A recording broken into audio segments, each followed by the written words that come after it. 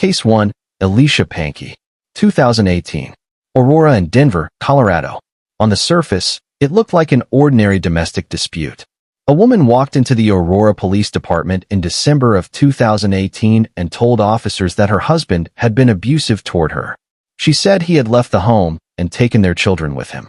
Officers took the report, issued follow-up protocols, and began the process of locating the man in question. What they could not have known in those early hours was that the report being filed in front of them was only the beginning of one of the most profoundly disturbing child welfare cases in the history of Denver, Colorado. The woman who filed that report was 42-year-old Alicia Pankey. The man she was reporting was 40-year-old Leland Pankey, her husband. And the child at the center of everything that would follow was 7-year-old Caden McWilliams, a little boy described by everyone who knew him as sweet-natured, gentle-hearted, and full of the kind of quiet innocence that makes a child smile, the most valuable thing in any room. Caden was Alicia's biological son. He had been in and out of the family home for most of his young life, moving between the care of his mother and extended family members, attending Denver public schools, and building the kinds of small childhood friendships that feel like everything when you are 7 years old. His aunt, Sarah Cruz, would later describe him before a courtroom as a child with a very old soul, one who was sweet and gentle, one whom our entire family fell in love with. He was the kind of boy who deserved every protection the world could offer. He received almost none of it. When Aurora police officers began following up on Alicia Pankey's domestic violence report, they almost immediately encountered something that did not add up. They tracked Leland Pankey to a hotel room in Denver, where he had been sending threatening text messages to his estranged wife. When officers arrived, they secured the scene. But there was something missing. Caden was not there. His sister was present, but Caden, Alicia's 7-year-old son, was nowhere to be found. Officers contacted Caden's daycare to ask when they had last seen him. What one employee told them stopped the investigation cold. The employee said that Leland Pankey had come to the daycare in November and told them, quietly and without apparent emotion, that Caden's sister's brother had died. Officers began pulling enrollment records. Denver Public Schools confirmed that Caden McWilliams had been unenrolled from school in August of 2018 and had not been seen in a classroom since May 24th of that same year. For months, nobody outside the family had seen Caden McWilliams. For months, nobody had sounded an alarm loud enough to be heard. The investigation intensified. Alicia Pankey told officers she had not seen her children since November 27th, claiming that Leland had taken them away from her. But investigators were not satisfied.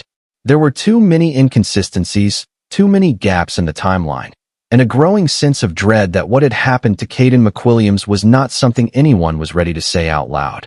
On December 23, 2018, officers acting on information from the investigation went to a storage unit in the 5,000 block of East Evans Avenue in Denver. What they found inside that unit would go on to shock an entire city and generate national headlines that rippled through the true crime community for years. Inside the storage unit was an animal carrier. The carrier had been wrapped in industrial-strength plastic bags. And inside those bags, poured around and over the carrier in a manner that spoke of cold and calculated concealment, was a large quantity of instant concrete mixture. Encased within that concrete were the remains of 7-year-old Caden McWilliams. The medical examiner's report that followed was one of the most difficult documents in the history of the Denver District Attorney's Office. Caden had been severely emaciated at the time of his passing, his small body showing the unmistakable signs of prolonged deprivation and neglect. He had sustained injuries to his head and chest. Methamphetamine was detected in his system. The manner of his passing was ruled a homicide. The medical examiner estimated that Caden had likely lost his life sometime around May of 2018, meaning that his remains had been concealed in that storage unit for approximately 7 months before anyone found him. 7 months. A 7-year-old boy, gone from the world for 7 months before anyone outside of 2 adults knew. As investigators pieced together what had happened in the weeks and months before Caden's passing, a deeply troubling picture emerged. According to statements made during the investigation, both Alicia and Leland Pankey had been involved in an environment of severe dysfunction and substance use within the home. Court documents revealed that on the night Caden passed, both parents had confined the young boy within that same animal carrier, covered with blankets. They went to sleep. When they woke, Caden was gone. Rather than calling for help, rather than reaching out to emergency services, rather than doing anything that might have saved whatever chance remained, the couple made a different choice. They placed Caden's body in plastic bags, encased him in concrete inside the carrier, loaded the sealed unit into a storage facility, and attempted to move on. Alicia Pankey, according to investigators, was also a victim of domestic violence at the hands of Leland Pankey, and she told investigators that she herself had spent time in that same type of carrier at her husband's hands. The complexity of abuse, fear, and codependency in this household does not excuse what happened to Caden. It does, however, remind us of how cycles of harm can spiral in ways that consume everyone in their path, including the most innocent. Alicia Pankey turned herself in to Denver police in January of 2019.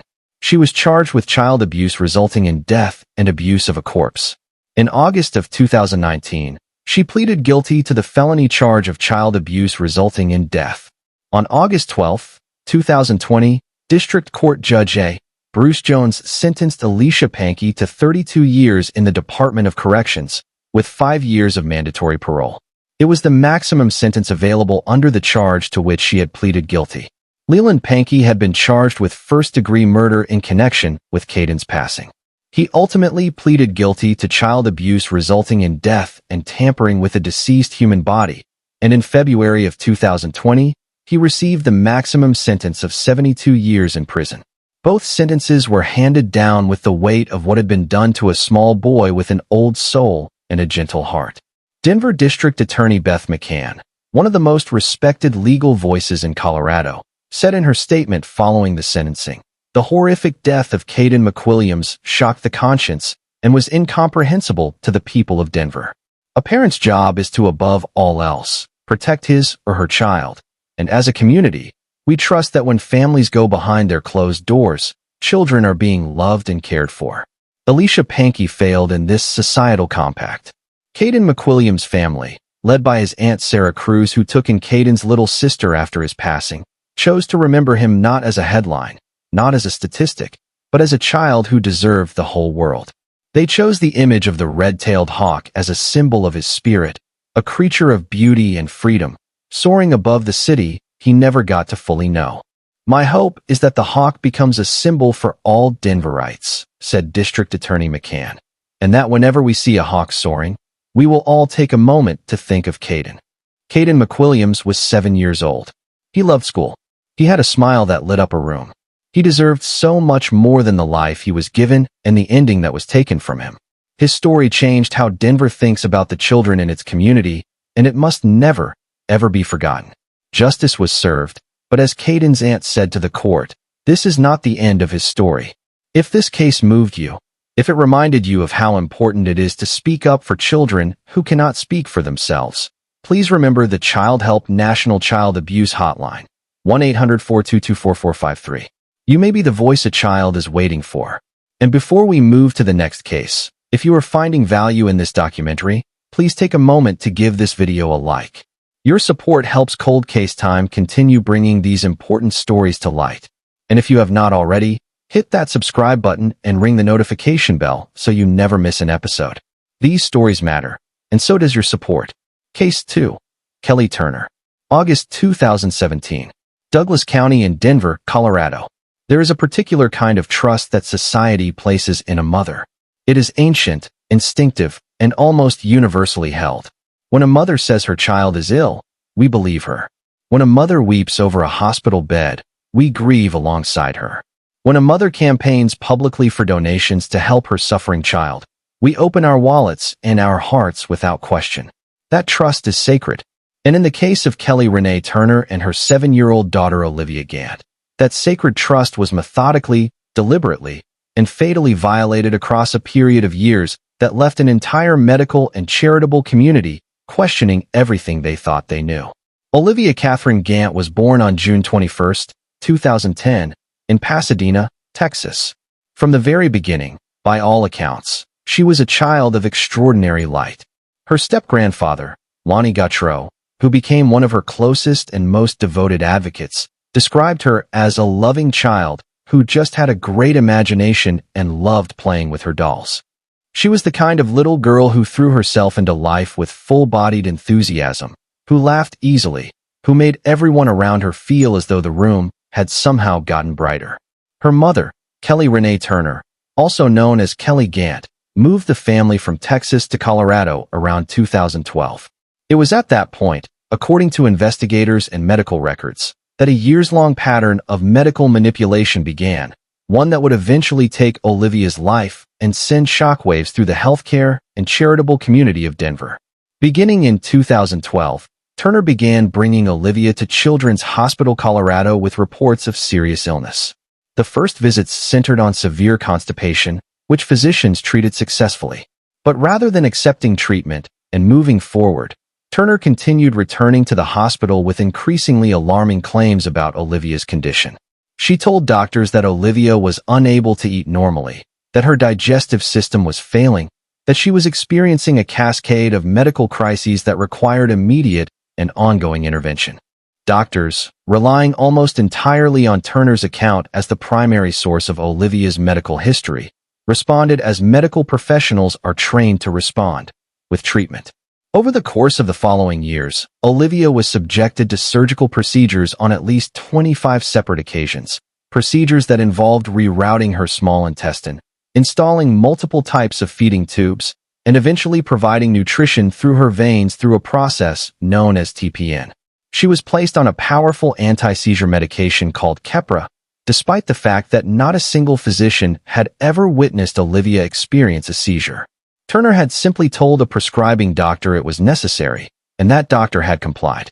Olivia spent a significant portion of her short life in a wheelchair, weakened by medications she did not need, recovering from procedures that should never have happened, and navigating a world that believed she was terminally ill because her mother told them she was. And through all of it, through the hospital stays and the surgeries and the tubes and the medications, Olivia Gant smiled. She smiled when Denver police made her an honorary police officer for a day, allowing her to ride along with Captain Tim Scudder on actual patrol calls in April of 2017. She smiled when South Metro Fire Rescue let her climb aboard a truck, aim a hose at a dumpster fire, and command firefighters to stand at attention. She sang. She laughed. She made the world around her better simply by existing in it, even as her mother was systematically using that existence as a vehicle for attention, sympathy, and financial gain. Because alongside the medical manipulation, Turner had also been building a public narrative. She had been broadcasting Olivia's supposed medical journey to television news crews, charitable foundations, and online communities. The Make-A-Wish Foundation, whose entire mission is to grant the wishes of critically ill children, was moved by Olivia's story and organized an $11,000 Bat Princess costume party at a hotel in Olivia's honor. Hundreds of individual donors contributed money through online campaigns. The Medicaid system, which was funding Olivia's medical care because Turner had enrolled her daughters in government health insurance, was billed for what authorities would later calculate to be approximately $538,000 in medical treatments for conditions that investigators believe did not exist. Turner had, according to the eventual criminal investigation, defrauded the Medicaid system out of more than $500,000. She had accepted over $100,000 from charitable organizations. She had received television appearances, emotional outreach, community support, and the sustained attention of everyone around her, all of it flowing from a child's manufactured suffering. The behavior Kelly Turner exhibited is consistent with a psychological condition known as Munchausen syndrome by proxy, now referred to clinically as factitious disorder imposed on another. It is a form of medical child abuse in which a caregiver falsifies or induces symptoms of illness in a person under their care, typically to gain attention, sympathy, or other resources. It is extraordinarily difficult to detect, in part because the perpetrator is often highly skilled at presenting themselves as a devoted and selfless caregiver, and in part because medical professionals are trained to trust the word of parents regarding their children's symptoms. In an almost surreal twist, when investigators first spoke with Turner following Olivia's passing, Turner herself brought up the term Munchausen syndrome by proxy entirely without prompting. "That has never been my case, like at all, whatsoever," she told detectives. You can talk to anyone that stood by my side through all of this." The fact that she volunteered the term before it had even been raised by investigators was noted in the subsequent grand jury indictment as one of the more striking details of the case. Olivia passed away on August 20th, 2017. She was 7 years old. The cause of death was officially listed as intestinal failure, consistent with the medical narrative her mother had constructed. She spent her final weeks in hospice care in Denver, her feeding tubes removed at her mother's direction, kept on powerful medications, given nothing but melted popsicle juice rubbed on her lips with a sponge when she asked for something to eat. Her step-grandfather Lonnie Gautreaux, in one of the most heartbreaking details of this entire case, said that the last time he saw Olivia conscious, she looked at him and told him she was hungry. She was hungry, and she was not fed, and within days, she was gone. The video that circulated publicly from those final weeks showed Olivia in her purple pajamas, being wheeled into hospice in a wheelchair, singing Hakuna Matata from Disney's The Lion King. "It means no worries," she sang, "for the rest of your days." Her mother was filming. It was not until Turner brought Olivia's older sister to the same hospital with complaints of bone pain in late 2018 that medical staff began to look more closely at the pattern. Separated from her mother, Olivia's sister reported no further symptoms at all. Not a single complaint. It was that separation and the silence that followed it that finally opened the door to a formal investigation. Olivia's remains were exhumed in November of 2018. The county coroner, Dr. Kelly Lear, conducted a thorough autopsy and found no evidence whatsoever of intestinal failure, nor of any of the other serious conditions Turner had claimed her daughter suffered from. The manner of death was reclassified as undetermined. A grand jury was convened. The indictment that followed included 13 criminal counts: first-degree murder, child abuse, Medicaid fraud, charitable fraud, theft, and forgery. In October of 2019, Kelly Renee Turner was arrested. She maintained her innocence. The case moved toward a full murder trial. But in January of 2022, before the trial was set to begin, Turner agreed to a plea deal. She pleaded guilty to 1 count of child abuse negligently resulting in death, 1 count of felony theft between $100,000 and $1 million, and 1 count of felony charitable fraud. The murder charges, which carried a mandatory life sentence, were dropped as part of the agreement. On February 9, 2022, District Court Judge Patricia Herron sentenced Kelly Renee Turner to 16 years in the Colorado Department of Corrections. At the sentencing hearing, Olivia's grandfather Lonnie Gautreaux played a video he had made of Olivia laughing, baking a cake, dancing in a princess costume, playing doctor with her dolls, and singing songs. Turner said nothing. She wiped away tears. Judge Herron described the condition consistent with Turner's behavior as a horrific, depraved condition which, when left undetected, can result in exactly what happened here, the death of a young child. The family of Olivia Gant filed a civil lawsuit against Children's Hospital Colorado, alleging that staff had failed to follow Colorado's mandatory child reporting laws and that Olivia's passing could have been prevented. The hospital ultimately settled that lawsuit for an undisclosed amount. Attorney Holland Hoskins, who represented Olivia's family, said in one of the most quietly devastating statements of the entire case, they saw Olivia for over 1,000 hospital visits and hospitalizations. Over 25 unnecessary surgical procedures were performed. 1,000 hospital visits. 25 unnecessary procedures. A child who was never sick, who spent years being made to appear sick, who ultimately lost her life not to the disease her mother invented, but to the very treatments that disease made possible. Olivia Gant was born on June 21, 2010. She passed on August 20, 2017. She was 7 years old. She liked princess costumes and Disney movies and making people laugh.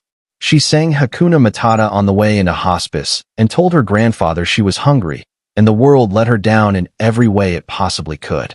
Her story led to renewed national conversations about how the medical community identifies and responds to suspected medical child abuse, and how charitable organizations can better protect the children they are trying to serve. The cases of both Olivia Gant and Caden McWilliams remind us that the most important thing we can do as a community is stay engaged with the children around us and trust our instincts when something feels wrong. If you know a child who seems to be suffering, please do not look away. please call the Child Help Hotline at 1-800-422-4453. Olivia deserved no worries for the rest of her days. What she got instead was a fight she never knew she was in, conducted by the one person who was supposed to be her greatest protector. She is not forgotten. If this story resonated with you, please give this video a like and leave a comment below. Your engagement tells YouTube that this content matters and helps us reach more people who need to hear these stories. And if you are not yet subscribed to Cold Case Time, please do that now. Hit subscribe and turn on notifications so you are always the first to know when we post new content. Case 3. Isabella Guzman. August 2013. Aurora, Colorado. Not every case in the true crime landscape fits neatly into the categories of right and wrong, justice and injustice, victim and perpetrator. Some cases sit in a far more difficult and uncomfortable space, one where tragedy collides with mental illness, where horror collides with the limits of human understanding, and where the pursuit of accountability has to navigate the profound complexities of a mind that was not operating within the bounds of reality. The case of Isabella Guzman is one of those stories. On August 28, 2013, the Aurora Police Department responded to an emergency call from a residential address near East Yale Avenue and Parker Road in Aurora, Colorado. A man named Ryan Hoy had called 911 after his wife, 47-year-old Yunmi Hoy, failed to come out of the upstairs bathroom. When Ryan rushed up the stairs, he had found his stepdaughter Isabella Guzman standing in the hallway outside the bathroom door, holding a knife. Blood was seeping beneath the door. Ryan pushed past and found Yunmi on the floor, unconscious and gravely injured. By the time first responders arrived, Isabella Guzman had already left the scene. Yunmi Hoy was pronounced gone at the scene. She was 47 years old. The medical examiner's report that followed was one that would be referenced in news coverage and legal proceedings for the next decade. Yunmi Hoy had sustained 79 separate stab wounds to her face, neck, and torso. Her throat had also been cut. The ferocity of the attack was so extreme, the injuries so severe, that investigators and medical personnel who processed the scene described being profoundly shaken by what they encountered. Isabella Guzman was 18 years old. Aurora police immediately put out an alert describing Guzman as armed and dangerous and launched a citywide search. She was found the following afternoon in a parking garage near the family home, still wearing the same clothing she had been wearing the night before, her turquoise shorts and pink sports bra still stained with her mother's blood. She was taken into custody without incident. In the days and weeks that followed, as investigators and mental health professionals began building a picture of what had happened and why, it became clear that this was not a case of calculated violence. It was a case of catastrophic, untreated mental illness that had been building for years, visible to those closest to Isabella in retrospect, invisible to the systems that might have intervened. According to court documents and psychiatric testimony presented during legal proceedings, Isabella Guzman had been experiencing severe and worsening delusions for an extended period prior to August of 2013. She had been diagnosed with paranoid schizophrenia, and at the time of the attack on Yunmi Hoy, Isabella did not believe she was harming her mother. She believed she was defending the world from a dangerous woman named Cecilia. In her profoundly distorted perception of reality, she was not committing an act of violence. She was fulfilling what she believed was an urgent and necessary mission. A doctor who testified in Arapahoe County Court confirmed the diagnosis and testified that Isabella had been suffering from some highly disturbing delusions for years. The court heard that in the lead-up to the tragedy, Isabella's behavior at home had been escalating in ways that frightened her family. The day before, Isabella and her mother had engaged in a physical altercation in which Isabella sustained injuries to her hands. On the morning of August 28th, Isabella sent her mother an email reading simply, "You will pay." Yunmi Hoy called the police to report her daughter's threatening behavior that same day. She also called Isabella's biological father, Robert Guzman, who spoke with Isabella on the phone approximately 3 hours before the 911 call. Nobody knew what was coming, and by the time anyone understood the severity of what was happening inside Isabella's mind, it was too late. The family described their shock. Those closest to Isabella said she had always been described as sweet and good-hearted, despite behavioral challenges going back to her childhood. The family had believed, as families often do, that the changes they observed were part of a difficult adolescence, a phase that would eventually stabilize. What they did not know was that schizophrenia had been advancing untreated within Isabella for years. At her arraignment hearing on September 5, 2013, footage of Isabella's appearance in court went, in later years, genuinely viral. She was brought into the courtroom, made a series of strange facial expressions at the camera, including smirking, pointing at her eyes, and appearing entirely disengaged from the gravity of the proceedings around her. At the time, it was deeply unsettling to observers. In hindsight, those behaviors were entirely consistent with the acute psychotic state doctors would confirm she was experiencing. Shortly after her arrest, Isabella Guzman pleaded not guilty by reason of insanity. District Attorney George Brauhilaire reviewed the psychiatric evidence and made the determination that the evidence of Guzman's mental illness was so overwhelming that taking the case to trial would serve no meaningful legal purpose. Chief Deputy District Attorney Ann Tomczyk told the court directly, "We are conceding that the defendant was insane at the time." In a Jefferson County courtroom, a judge reviewed the psychiatric evaluations and accepted the not guilty by reason of insanity plea, ordering Isabella Guzman to be committed to the Colorado Mental Health Institute at Pueblo for an indefinite period, until such time as she was determined to no longer pose a threat to herself or the community. Isabella Guzman has been a resident of that facility ever since. In November of 2020, 7 years after her commitment, Isabella spoke publicly for the first time in a virtual interview with CBS 4. She stated that she was on medication, that her schizophrenia was under control, and that she had been restored to full health. She spoke about the fight with her mother on the night of August 27th and the injuries she said she sustained. She spoke about the years of abuse she claimed to have experienced at home, saying that her parents were Jehovah's Witnesses and that the abuse worsened after she left the religion at 14. "I was not myself when I did that," she said, "and I have since been restored to full health. If I could change it, or if I could take it back, I would." In June of 2021, a judge granted Isabella limited supervised leave from the facility to attend group therapy sessions and other structured activities outside the hospital. As of the time this documentary was produced, she remains committed to the Colorado Mental Health Institute in Pueblo. The case of Isabella Guzman became a touchstone in national conversations about how the United States identifies, supports, and treats young people experiencing serious mental health crises, particularly in communities where behavioral changes are attributed to other causes and mental health care is not sought until it is too late. It also became a case study in the way social media can distort public understanding of real tragedies. When footage of Isabella's arraignment spread across TikTok in 2020, it generated millions of views and spawned a deeply troubling online fan community that romanticized her actions and speculated that she must have had a reason for what she did.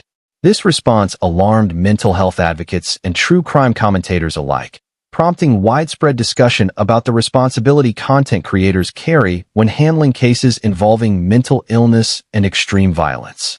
Yunmi Hoi deserves to be remembered not through the lens of her daughter's illness, but as a woman who loved her family, who called for help on the day she needed it most, and who deserved far better than the fate that found her on an August evening in Aurora, Colorado.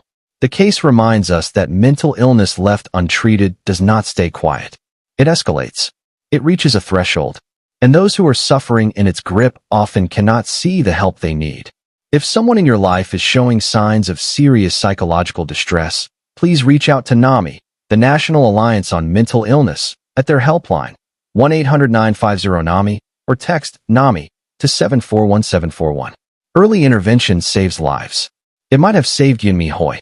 It might still save someone you love. If this case gave you something to think about, please give us a like and share this video with someone who needs to understand just how real and how serious untreated mental illness can be. Subscribe to Cold Case Time for more documentary content that goes beyond the headlines. Case 4, Kimberly Singler. December 2023. Colorado Springs, Colorado. There are crimes that happen in the dark, shielded from the community by walls and locked doors, and the silence of those too frightened to speak. And then there are crimes that happen in the midst of an ongoing legal battle, in a home under scrutiny, in a neighborhood where children had been building snowmen just 1 week before. The case of Kimberly Singler belongs to the second category, a case that unfolded against a backdrop of contested custody, mounting psychological pressure, and a series of choices that ended the lives of two small children and changed the life of a third forever. Shortly after midnight on December 19, 2023, Colorado Springs police received a 911 call reporting a burglary at a residence in the 5300 block of Palomino Ranch Point in Colorado Springs. Officers arrived to find the home in a state of crisis. Inside, they discovered Kimberly Singler, 35 years old, with what appeared to be superficial injuries. Her 11-year-old daughter was also in the home, also injured. And in another room, in a scene that investigators would later describe as profoundly harrowing, officers found two children in a bed together, a 9-year-old girl named Eliana, known as Ellie, and a 7-year-old boy named Aiden. They were not breathing. Despite the efforts of first responders, both children were pronounced gone. Ellie was 9 years old. Aiden was 7. They were Kimberly Singler's children.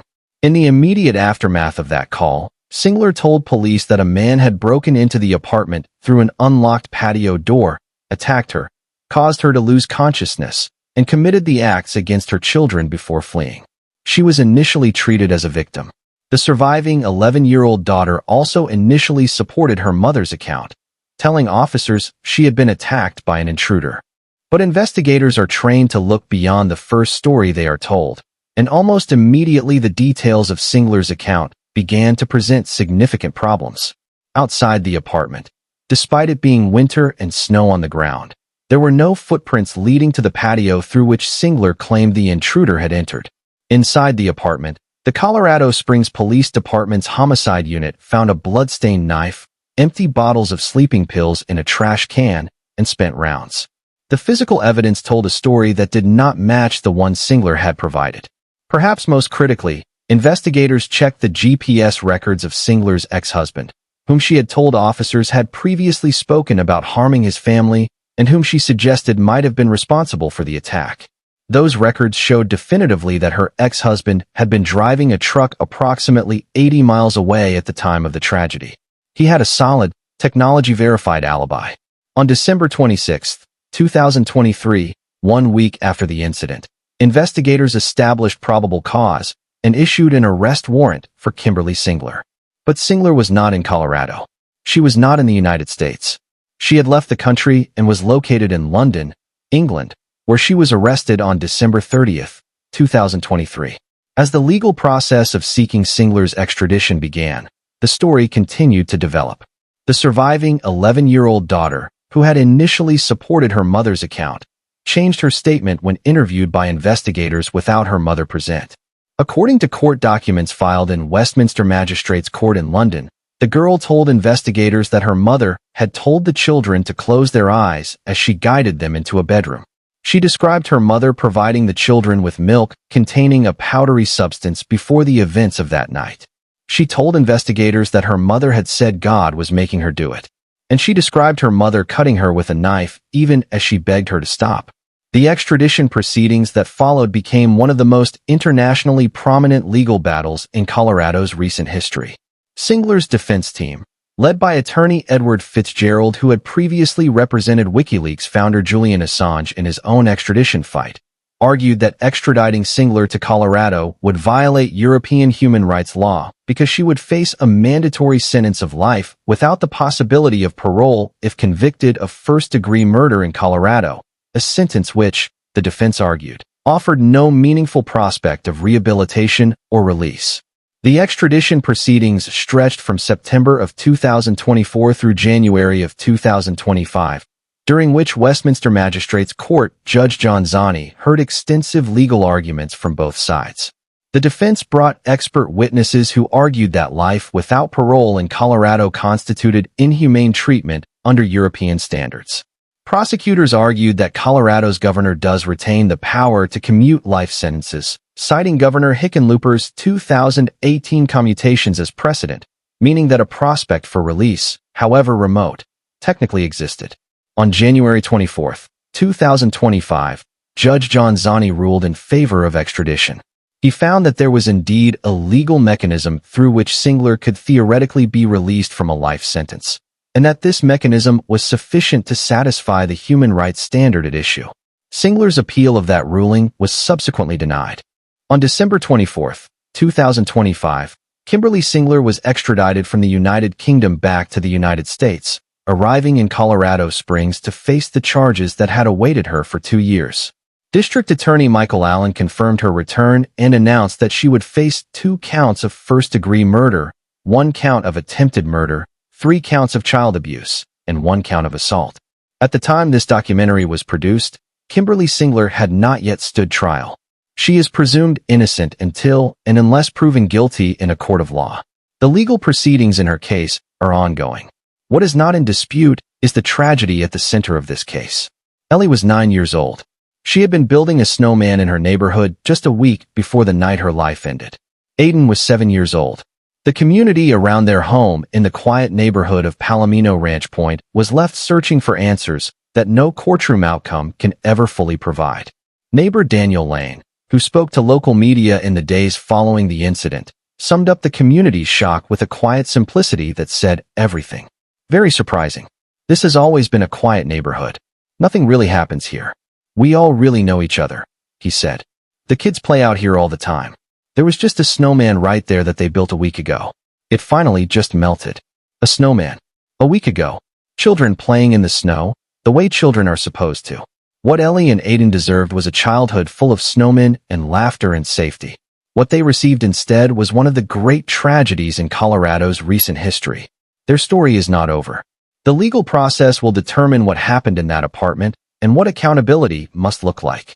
But their memory, and the memory of every child whose story is told in this documentary, demands that we never look away from the responsibility we all carry to protect the youngest and most vulnerable among us.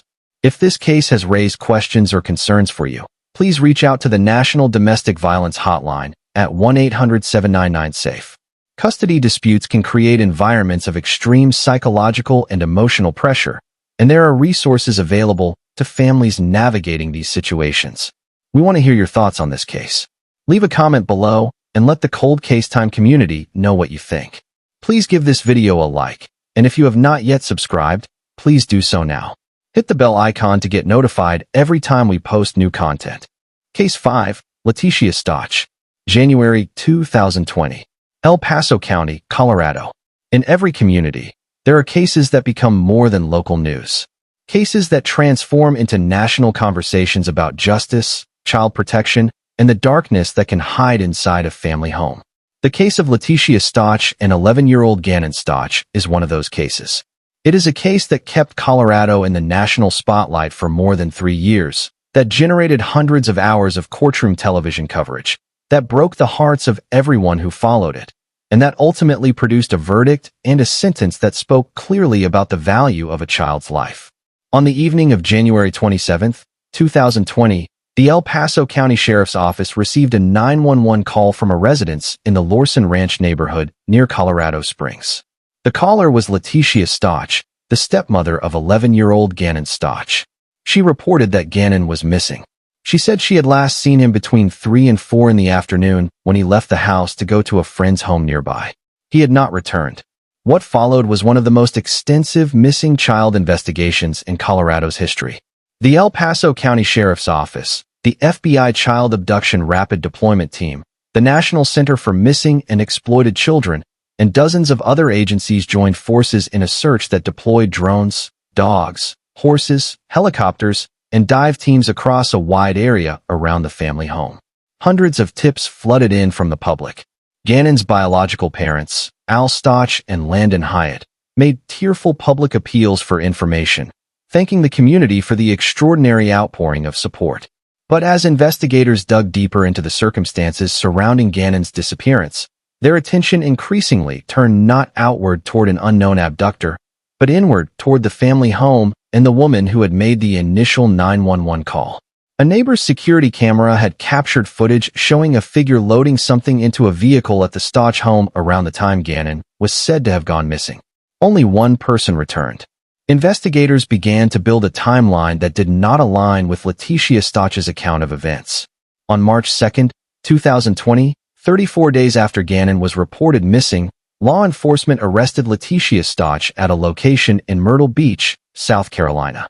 The charges were first-degree murder of a child by a person in a position of trust, child abuse resulting in death, tampering with a deceased human body, and tampering with physical evidence. 16 days after her arrest, on March 17, 2020, a maintenance worker near the Escambia Bay Bridge in Pace, Florida, made a discovery that confirmed the worst fears of everyone who had been praying for Gannon's safe return. In a suitcase beneath the bridge, more than 1,300 miles from the family home in Colorado, the remains of Gannon Stotch were found. The cause of his passing, determined by medical examiners, involved multiple types of severe physical trauma. He was 11 years old. The investigation that followed reconstructed what investigators believe happened on that January afternoon with a level of forensic detail that was presented in full at trial. According to prosecutors, Letitia Stotch had attacked Gannon in his bedroom on the afternoon he was reported missing, using a blunt instrument, a knife on multiple occasions, and a firearm. She had then placed his body in a suitcase, transported it to a remote location north of Colorado Springs, later retrieved it, and ultimately drove across the country to Florida, where she disposed of it beneath a highway bridge. Investigators found Gannon's blood on one of Letitia's shoes. Her DNA was identified on a firearm linked to his passing. Her travel records placed her in the Florida Panhandle at approximately the time investigators believe the suitcase was disposed of. In a stunning piece of procedural detail, Letitia had also created a false job reference for a resource teacher position she had recently obtained, providing investigators with a phone number she listed as belonging to a colleague. That number turned out to belong to Gannon Stotch.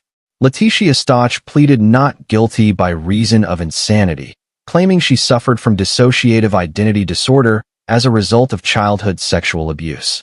She alleged that she had experienced a major psychotic break on the day Gannon passed, and that she had no awareness or control of her actions. The defense brought in a psychiatrist who testified to having identified multiple personalities within Letitia, including one referred to as Maria.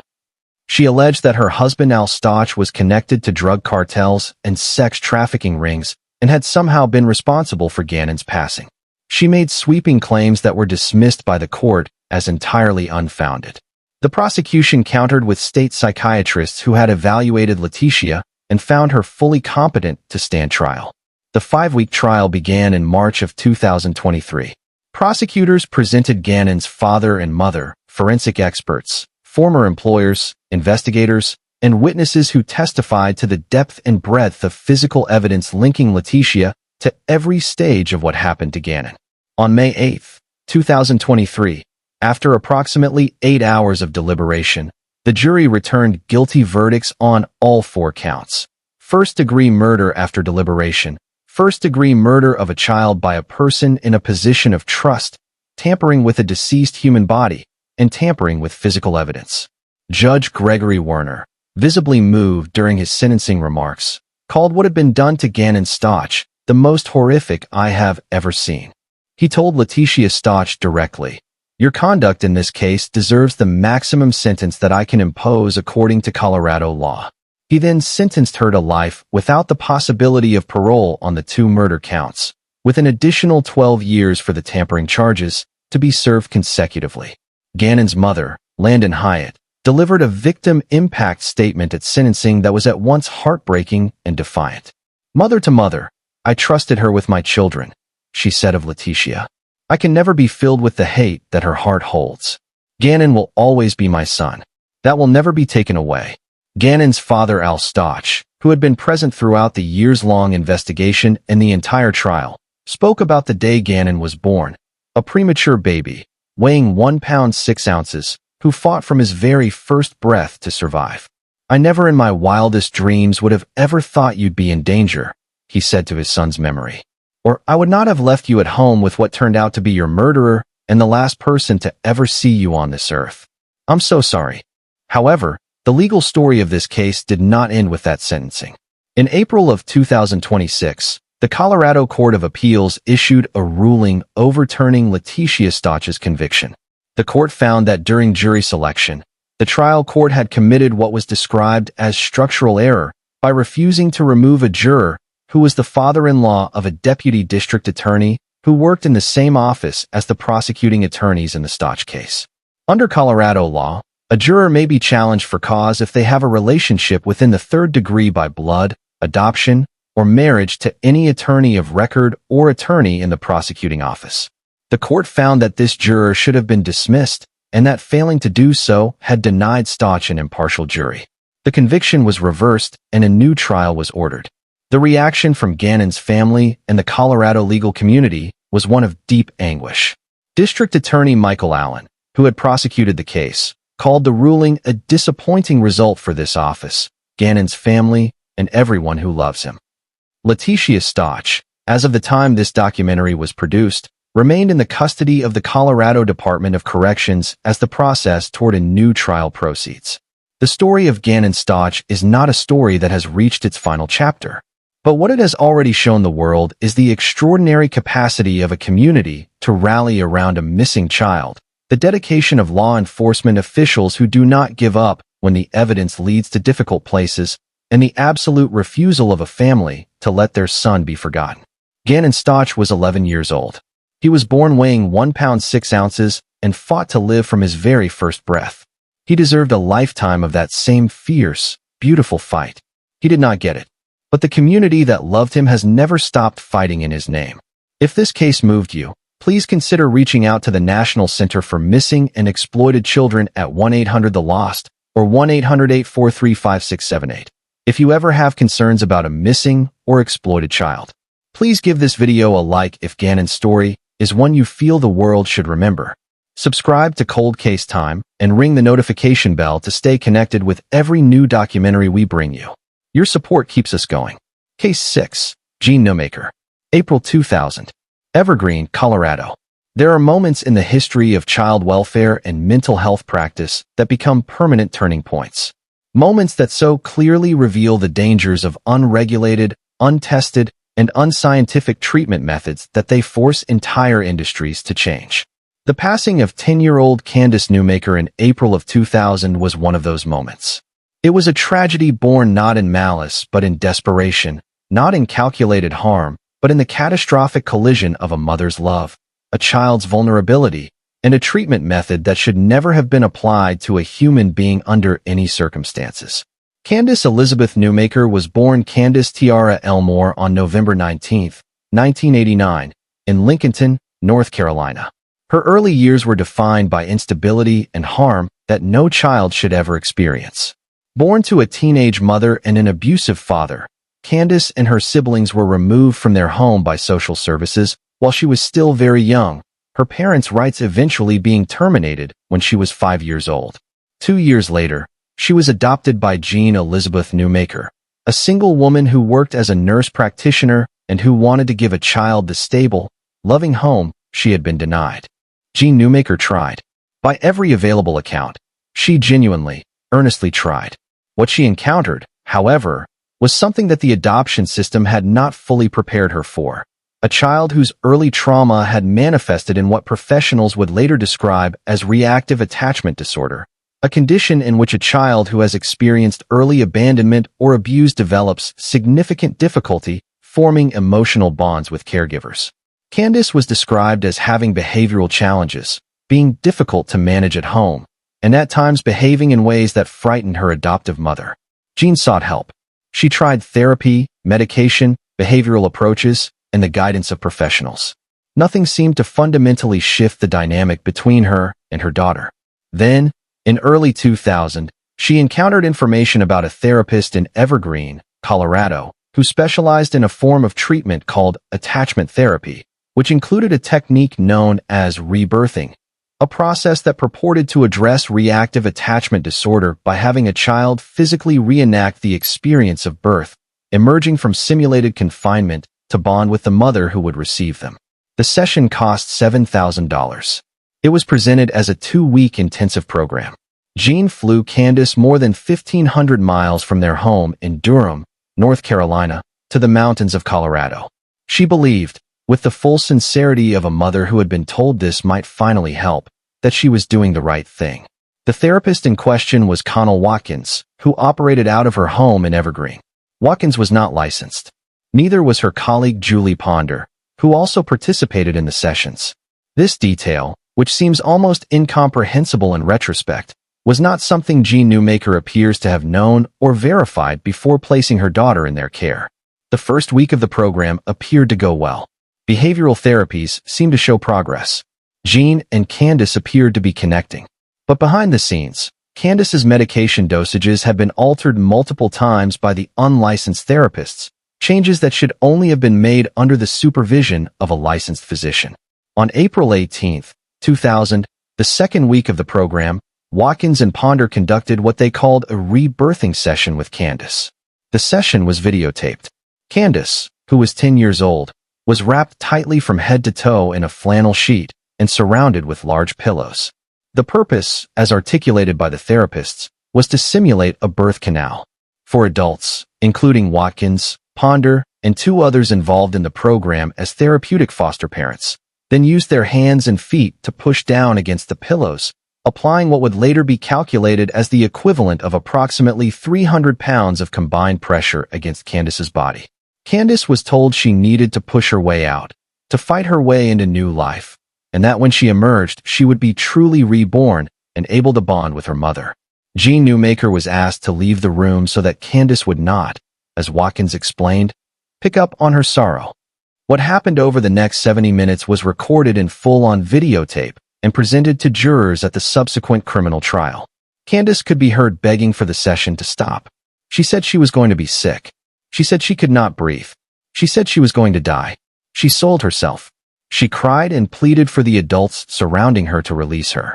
The adults, according to court testimony, responded with sarcasm and encouragement, telling her she needed to try harder, that she was being manipulative, that she could do this. Candace lost consciousness approximately 30 minutes before the session concluded. When the sheet was finally removed, she was found motionless, blue at her fingertips and lips, and not breathing. Watkins called 911. Paramedics arrived 10 minutes later. Candace was rushed to a hospital in Denver, where she never regained consciousness. She passed away the following day, April 19, 2000, from asphyxiation. She was 10 years old. The videotape of the session became the central piece of evidence in the criminal proceedings that followed. Jefferson County District Attorney David Thomas pursued charges against all of those involved. Connell Watkins and Julie Ponder were tried and convicted of reckless child abuse resulting in death. Each received sentences of 16 years in prison. Watkins would be paroled in June of 2008, having served approximately 7 years. The 2 individuals who had participated as therapeutic foster parents pleaded guilty to criminally negligent child abuse and received probation and community service. Jean Newmaker, whose participation in the session had been more limited and who had been asked to leave the room before the most critical period, pleaded guilty to charges of neglect and abuse of a child. She was given a 4-year deferred sentence and 400 hours of community service. After completing the terms of her sentence, the charges were expunged from her record. Jefferson County Judge Jane Tidball, who presided over the sentencing of Watkins, said in her remarks that while the evidence did not support a finding that the therapist had intended to harm Candace, the crime itself was horrifying, and the sentence was meant to send a powerful message to other therapists. They crushed her with a combined weight, the medical records said, continually taunting her, exhorting her to squeeze through and be reborn. The case prompted legislative action in Colorado and across the country. Governor Bill Owens signed Candace's law during the criminal trial itself, permanently banning rebirthing techniques involving physical restraint from being used on children in Colorado. Similar legislation was subsequently introduced in other states across the country. North Carolina passed its own version of Candace's law as well. The legacy of Candace Newmaker is one of the few instances where a child's passing directly and tangibly changed the legal landscape in ways that have protected other children from the same fate. Her life mattered. It still matters. Because of what happened to her, because of the courageous prosecutors and advocates who pursued accountability even when the harm was not born from malice, there are children today who are safer. Candace was born on November 19, 1989. She passed on April 19, 2000. She was 10 years old. She deserved to grow up, to find her place in the world, to learn to trust and to love and to be loved in return. The system failed her in multiple ways, at multiple points. But her story changed that system, and her name continues to be spoken in the halls of child welfare advocacy more than 25 years after her passing. If you are a parent seeking support with a child experiencing behavioral or attachment challenges, please know that there are licensed, evidence-based therapies available through organizations like the American Professional Society on the Abuse of Children. Never accept unregulated or unlicensed treatment for a child without thorough verification of credentials. Candace's story is the reminder of what is at stake. Please give this video a like and share it widely. Subscribe to Cold Case Time and hit the notification bell. Every like, every share, and every subscriber helps us bring more of these stories to audiences who need to hear them. Case 7, Alexis Nelson. May 2023. Aurora, Colorado. Some cases arrive without warning. A phone call is made. A welfare check is requested. Officers arrive expecting a routine visit and find something that will stay with them for the rest of their lives. The case of Alexis Nelson and her 5-year-old daughter Mahalie Hobbs began with exactly that kind of phone call, and what investigators found in an Aurora apartment on May 31, 2023, was a discovery so painful and so deeply wrong that it prompted one of the city's most senior law enforcement figures to say publicly that responding to the scene was one of the hardest things he had ever done. Mahalie Hobbs was 5 years old. She had a name that was both beautiful and distinctive, a name that spoke of a parent who had once, at some point, chosen it with intention. She had a grandmother who loved her. She had a father who lived out of state and who would later say that he had not seen his daughter in approximately 2 years. She had a mother named Alexis Tanielle Nelson, 28 years old, who lived with Mahalie in an apartment in the 1000 block of South Elkhart Way in Aurora. In the last weeks of Mahalie's life, her maternal grandmother grew concerned. She had not seen or heard from Mahalie in approximately 3 weeks. The last confirmed sighting of the child alive was in a video phone call with members of Nelson's family on May 2, 2023. In those video calls, according to investigators who later reviewed them, something was deeply, disturbingly wrong. The child appeared to be saying goodbye to family members. The calls were later described as having the quality of a farewell that nobody recognized in the moment as such. On May 30, 2023, the grandmother contacted the Aurora Police Department and requested a welfare check on Nelson and Mahalie. Officers arrived at the apartment and spoke with Alexis Nelson. Nelson told them she had given her daughter up for adoption. She said she had used a local adoption agency called Adoptions with Love to complete a closed adoption. She did not want the grandmother to know where the child had been placed. It was a story that collapsed almost immediately upon examination. Investigators contacted the agency Nelson named. The agency's director told police they had no contact, no case file, and no record of any transaction involving Alexis Nelson or Mahalie Hobbs. Investigators also checked Colorado court records for any documentation of an adoption proceeding. No records existed. Officers returned to Nelson's apartment the following day with a search warrant. Among the items investigators reviewed before executing the search warrant was Nelson's phone, which she had voluntarily allowed officers to examine during the initial visit. What they found on that phone was deeply troubling. The photographs on Nelson's camera roll contained no images of Mahalie in the recent period. And among the search history on the device, investigators found queries including, "Can you overdose from melatonin?" and "Can you overdose from Xanax?" searches that had been conducted earlier that month. When officers entered the apartment on May 31 and moved through the rooms, they came to a utility closet on the apartment's patio. As a detective opened that closet door, he immediately recognized the odor of decomposing flesh. Inside the closet was a bag. Inside that bag were the charred human remains of Mahalie Hobbs. Investigators found additional bone fragments and ash inside Nelson's fireplace. Mahalie's remains were so severely damaged by fire that the medical examiner was unable to determine an official cause of death. But the totality of the evidence, the searches on Nelson's phone, the absence of any adoption records, the condition of the remains, and the attempts Nelson made to deflect investigators, told a story that was ultimately impossible to dispute. Aurora Police Chief Art Acevedo, who responded personally to the scene that night, later spoke publicly about the impact of what officers encountered. "I can tell you it was tough to see our cops who had to find that little angel in the condition they found her in," he said. Those words, from one of the most experienced law enforcement officials in the state, speak to the weight of what was discovered in that utility closet. Alexis Nelson was arrested in May of 2023 and initially charged with child abuse resulting in death, tampering with a deceased human body, tampering with physical evidence, and attempting to influence a public servant. The case moved toward trial. But in June of 2024, just as jury selection was set to begin, Nelson agreed to a plea deal that brought the proceedings to a close. She pleaded guilty to 3 felony counts: second-degree murder, tampering with a deceased body, and attempting to influence a public servant. On June 12, 2024, Arapahoe County District Court Judge Joseph Whitfield sentenced Alexis Nelson to the maximum sentence on each count: 48 years for the murder charge, 24 years for the tampering charge, and 12 years for the attempt to influence charge. Judge Whitfield ordered all 3 sentences to be served consecutively. Alexis Nelson's total sentence was 84 years in the Colorado Department of Corrections. Under the terms of her plea agreement, Nelson is not eligible to appeal.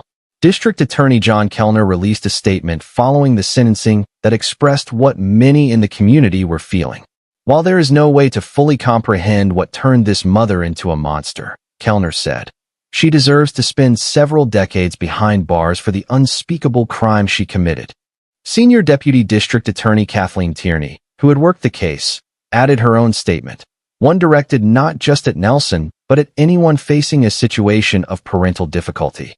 There are many resources and legal ways for parents to surrender their children in the event they are unable to care for them.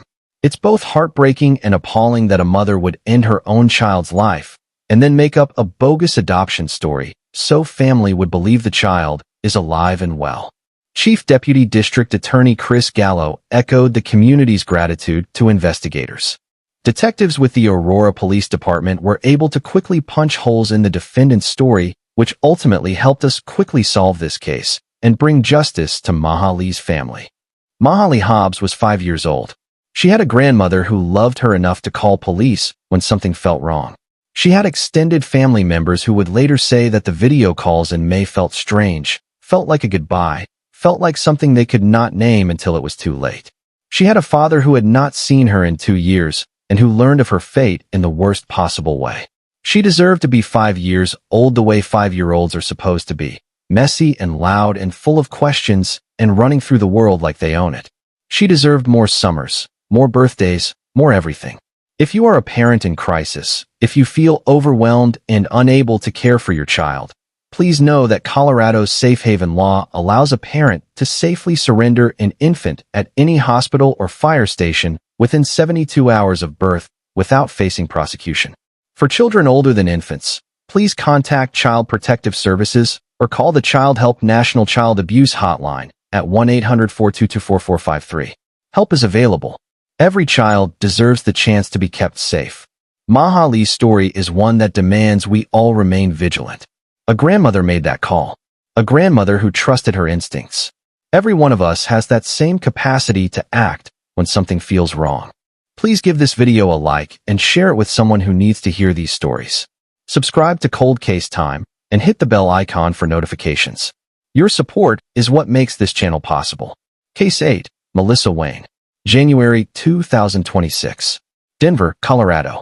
Some of the cases in this documentary are drawn from years past, their legal outcomes finalized, their court proceedings long since concluded. The case of Melissa Wayne is different. It is among the most recent cases covered in this documentary, one that was still active and moving through the Colorado court system at the time this script was researched and written. It is a case that began on a Sunday morning in January of 2026 in a home on South Vrain Street in the Barnum West neighborhood of Southwest Denver, and it is a case that has prompted serious questions about the responsibility that every adult carries when they witness harm being done to a child. At approximately 5:30 in the morning on January 18, 2026, Denver police received a 911 call reporting an unresponsive child at a residence in the 100 block of South Vrain Street. First responders arrived at the scene to find an adult man performing CPR on a small child. That man was later identified as the uncle of a 38-year-old named Nicholas Stout. Stout himself was in the home, as was his girlfriend, 38-year-old Melissa Wayne. The child receiving CPR was 2-year-old Valkyrie Erickson. She was Melissa Wayne's daughter. Despite the efforts of both the man performing CPR and the emergency responders who arrived and took over, Valkyrie was pronounced gone at the scene at approximately 6 in the morning. She was 2 years old.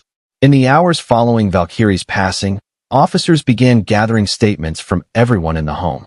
Nicholas Stout told investigators that Valkyrie had sustained her injuries from an accidental fall, that she was an active child who liked to jump on the bed, and that she had fallen and hit her head on a nightstand or coffee table during the night. He described her as a daredevil. He said he had left the home around midnight to go get cigarettes and returned to find her as she was. The statement from Stout did not hold up against the physical evidence or the witness accounts that investigators collected.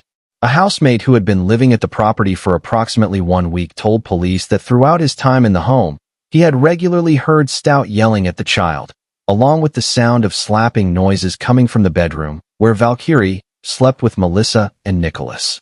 He told officers that between 11 in the evening and 1 in the morning on January 17th, the night before Valkyrie was found, he heard continued yelling and screaming. The gap between the wall and the bed that Stout claimed Valkyrie had become lodged in was measured by responding officers at approximately 6 inches, a space insufficient to account for the severity of the injuries the child had sustained.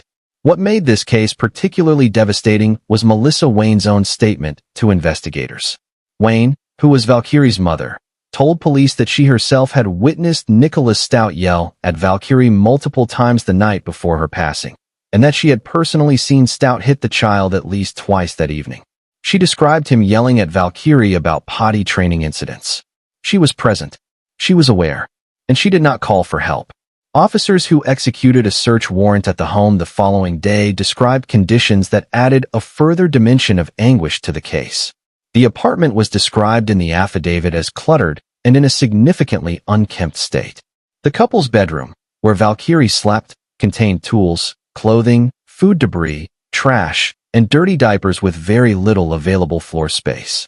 Nicholas Stout was arrested on Sunday afternoon, January 18, 2026, and charged with first-degree murder and child abuse resulting in death. He was denied bond at his first court appearance on Tuesday morning, January 20th.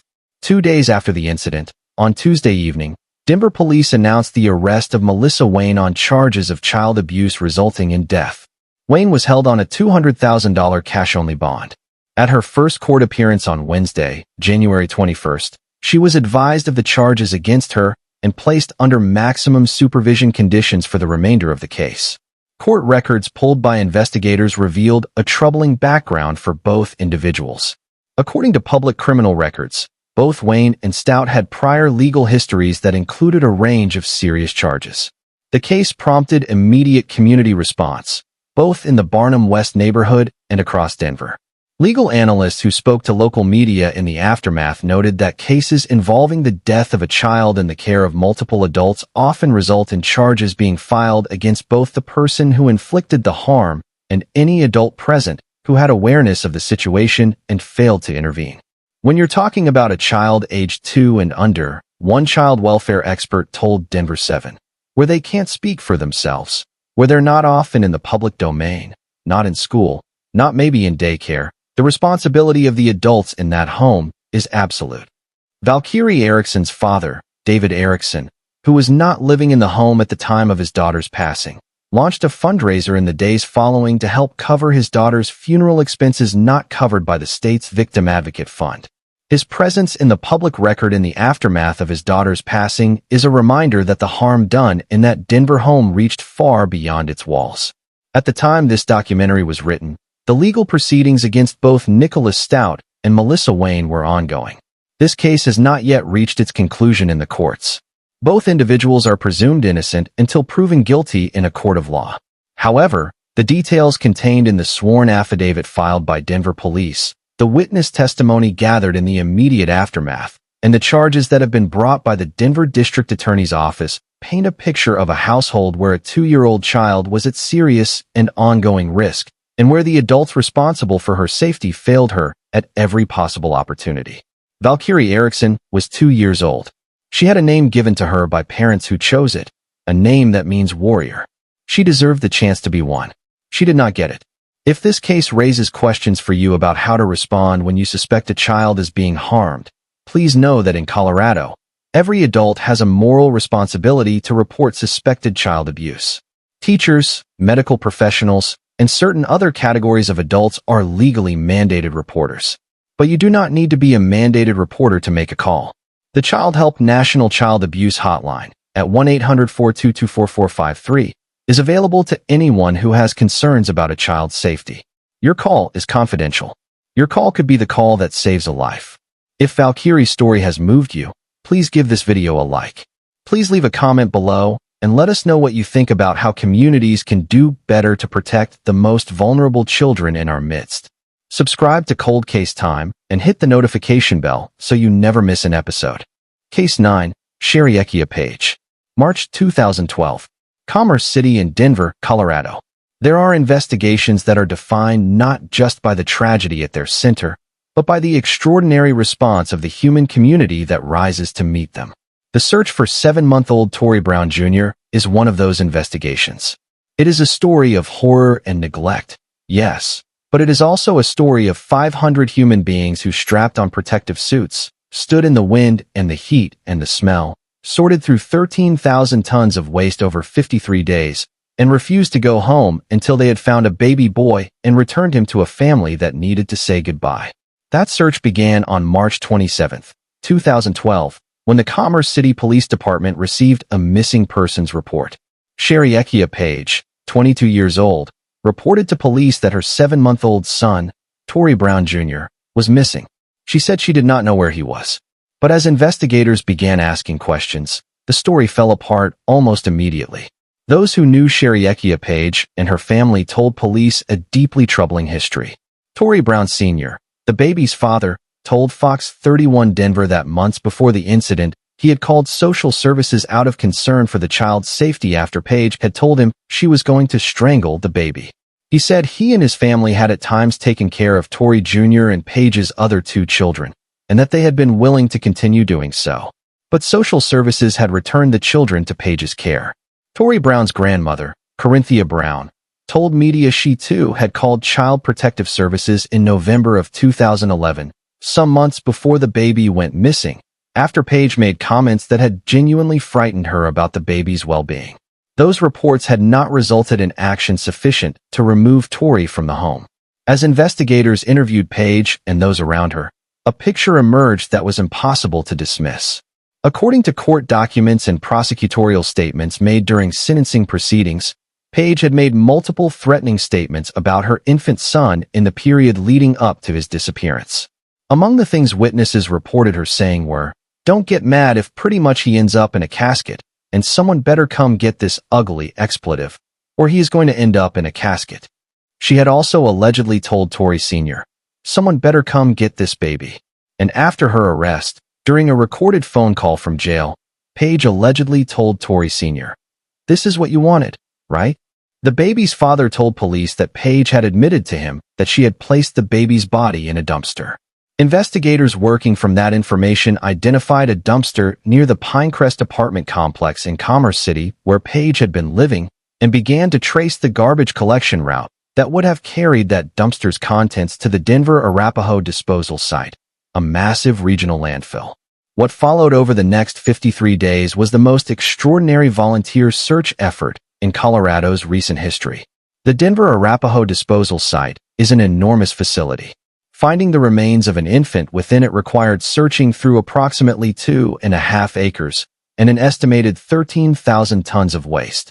Working in 12-hour shifts at a cost of approximately $10,000 per day, crews from 26 agencies and community organizations across the state and nation showed up. Volunteers wore Tyvek suits that trapped body heat in temperatures that swung from intense summer heat to cold, muddy, rainy days.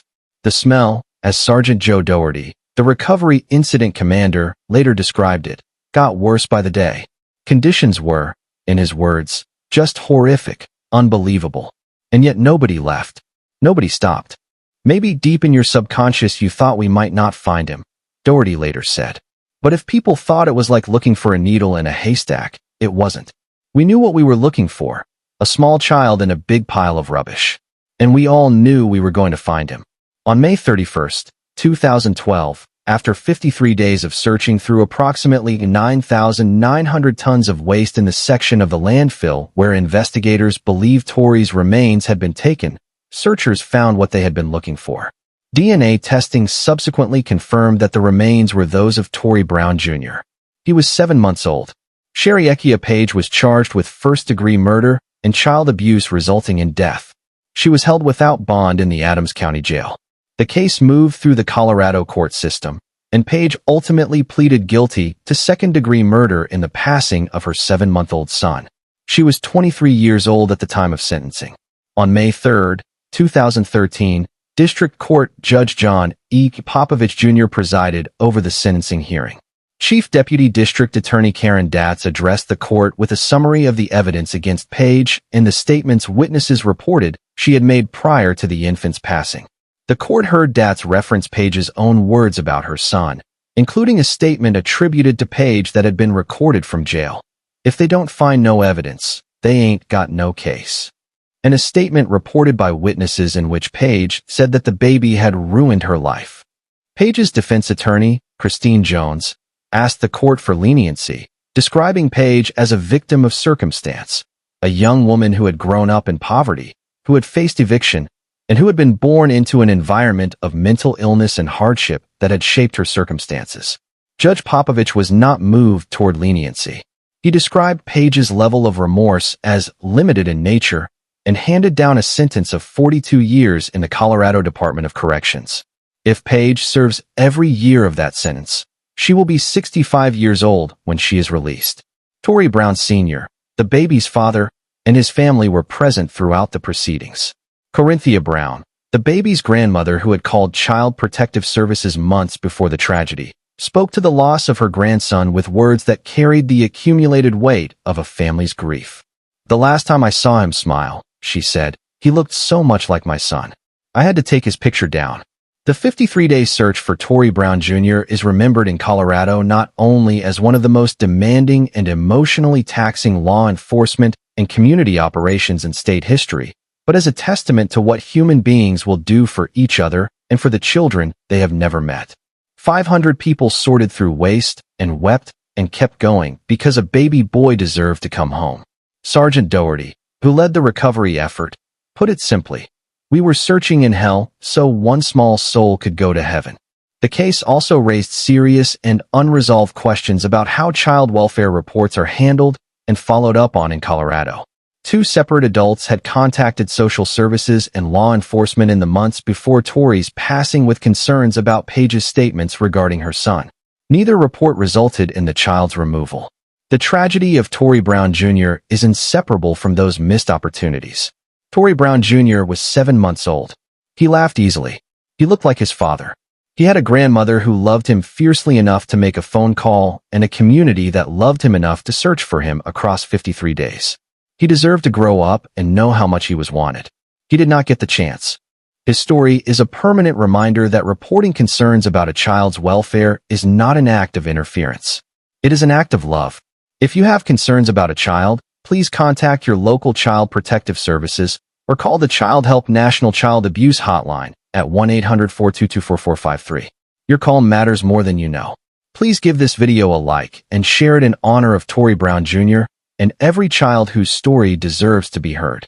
Subscribe to Cold Case Time and turn on notifications so you never miss another case. Case 10, Candace Lampley. July 2015. Denver, Colorado. We come now to the final case in this documentary. It is a case that took place in a Denver apartment just a few blocks from the intersection of Franklin Street and 17th Avenue in the summer of 2015. It is a case that resulted in the creation of an entirely new city agency specifically designed to prevent similar tragedies from occurring. And it is a case that, despite its resolution in the courts, left behind questions about how many times a warning can be given, how many times a report can be filed, and how many times a system can fall short before something is done to make it stronger. Javion Johnson was 23 months old. He was, by all accounts, the kind of toddler who fills a room with energy, curious, active, getting into everything the way nearly 2-year-olds do. He was at the developmental stage where the world is enormous and full of things to explore, where every new day brings new discoveries, and where the adults around you are supposed to be the fixed point, the safe place, the constant in a world that is otherwise always changing. Javion's mother was 29-year-old Candace Lampley. She lived with her boyfriend, 36-year-old Delonta Crank, and her children, including Javion and his siblings, in an apartment in northeast Denver. Crank had been in Javion's life as his mother's boyfriend. According to later testimony from one of Javion's siblings, Crank was the one who handled most of the discipline in the household. He uses a stick and a belt, the sibling reportedly told investigators. The Denver Human Services Department had received a total of 6 referrals regarding the family of Javion Johnson over the preceding years. 6 separate occasions when someone, somewhere, had raised a concern significant enough to generate a report. Those referrals had not resulted in action sufficient to remove Javion from the household before the summer of 2015. On the morning of July 8, 2015, a babysitter who came to the apartment to watch the children while Lampley and Crank went to work found Javion unconscious and unresponsive. The babysitter called Crank to ask if he was available. According to investigators, Crank's response was to specifically ask whether Javion was breathing. He had been at the apartment the previous night. He already knew the answer. Rather than waiting for emergency services, the babysitter made the decision to take Javion directly to St. Joseph Hospital. By the time police officers arrived at the hospital in response to calls about a seriously injured child, Javion was already gone. He was 23 months old. Medical staff at St. Joseph Hospital documented the injuries they observed with the kind of clinical precision that tells a story no statement could ever fully capture. Javion had burns across his body, on his lower back, his chest, his thighs, and the most sensitive areas of his small frame. The burns were consistent with having been placed in scalding water. The autopsy report would later confirm that thermal injuries covered approximately 15% of Javion's body. He had also suffered blunt force injuries to his head, with blood found in one ear. The combined injuries were, in the words of investigators, consistent with prolonged and severe abuse. Candace Lampley told investigators that on the night before Javion was found unresponsive, Crank had called her at work to tell her he had needed to whoop the baby because Javion had a potty training accident on the floor. She said she had heard this. She said she knew. And she went home that evening. And she went to work the following morning. And she left Javion in the same apartment, with the same man, and she did not call for help. Both Candace Lampley and Delonta Crank were arrested in July of 2015 and charged with first-degree murder, child abuse resulting in death, and child abuse resulting in serious bodily injury. The cases moved separately through the Colorado court system. Candace Lampley, Javion's mother, reached a plea agreement with prosecutors in August of 2016. She pleaded guilty to child abuse resulting in death, the lesser charge, with the first-degree murder charge being dismissed as part of the deal. On October 7, 2016, she was sentenced by a Denver District Court judge to 25 years in the Colorado Department of Corrections. Delonta Crank's case moved more slowly through the system. He initially pleaded not guilty and maintained that position for several years. Eventually, he pleaded guilty to second-degree murder in late August of 2019. On November 20, 2019, more than 4 years after Javion's passing, Delonta Crank was sentenced to 40 years in the Colorado Department of Corrections. Denver District Attorney Beth McCann stated following the sentencing, "While I am pleased this case is now behind us, Javion's death and the horrific details surrounding it continue to affect everyone involved, including Javion's 3 young siblings who witnessed the abuse and were also victims of it. Those siblings, present in that apartment, witnesses to what happened to their little brother. The harm done to Javion did not end with Javion. It spread through every person who loved him and who had to carry the weight of what they knew and what they had seen." Javion Johnson's grandfather, Earl Lampley, who spoke publicly in the aftermath of his grandson's passing, said something in those early days that has stayed with those who covered this case. "I don't want to cremate him and burn him again. I want him buried. I want to bury him." His grandfather wanted to bury him. He wanted his grandson to have a proper resting place. He wanted something whole and dignified for a child who had been given nothing of the kind in the final period of his life. The case of Javion Johnson had one lasting institutional consequence that stands as a form of tribute to what he endured. The details of his case, including the 6 prior referrals to Denver Human Services and the failures of coordination between agencies that those referrals represented, directly contributed to the creation of Denver's Child Safety Net Impact Team. This team was established specifically to improve communication and coordination between the various city, county, and state agencies that interact with at-risk children and families, so that the gaps that existed in the systems surrounding Javion could not exist in the same way for another child. A government body was created because of Javion Johnson. A system was changed. A city looked at what had happened and said it would not allow those gaps to remain open. That is not justice. Justice for Javion would have been a childhood, but it is accountability. It is the kind of lasting response that says a child's life and a child's suffering had meaning and produced change. Javion Johnson was 23 months old.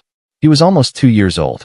He was nearly at the threshold of the age where children begin to form memories of their own world, where they start to understand their own name, where they develop the kind of personality that people spend a lifetime getting to know. He never got there. But Denver is different because of him. The Child Safety Net Impact Team exists because of him. And every child in Denver who has been protected because of the improved coordination that team provides is, in some small and imperfect way, carrying the light that Javion never got to fully shine. That is not enough. It will never be enough. But it is something. And in a documentary full of stories that are almost entirely darkness, it is important to name the light wherever it exists. To every child whose name appears in this documentary, Caden, Olivia, Yunmi, Ellie, Aiden, Gannon, Candace, Mahali, Valkyrie, Tori, and Javion. Your stories have been told tonight with the respect and care that every life deserves. Your names are remembered. Your stories matter. And to everyone watching this documentary, if you know of a child who may be in harm's way, if you have heard something that troubled you, if your instincts are telling you that something is not right behind someone else's closed door, please do not wait. Please make the call. Please be the person who acts. The Child Help National Child Abuse Hotline is available 24 hours a day, 7 days a week. 1-800-422-4453.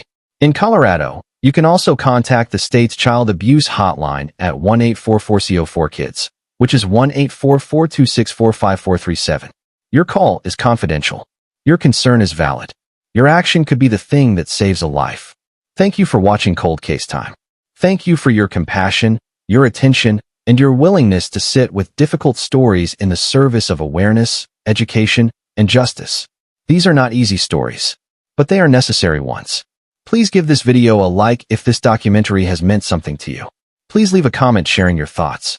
Please subscribe to Cold Case Time and hit the bell notification icon so you are always notified when we upload new content. Your subscriptions and your engagement are what allow this channel to keep producing this kind of responsible, in-depth documentary content. And please, share this video. Share it with your community, your family, your friends. Because the more people who are informed and aware, the more powerful our collective ability to protect those who cannot protect themselves. We will see you in the next episode. This is Cold Case Time. We never forget.